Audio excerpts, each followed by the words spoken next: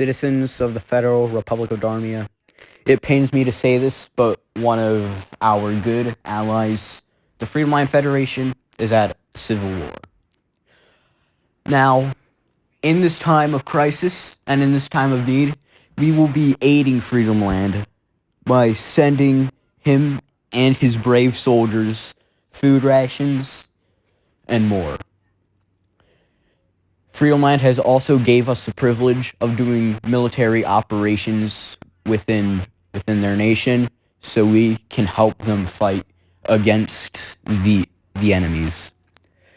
Thank you for listening to the speech. Vire sed fortitudo, and may God help and save the land of the free.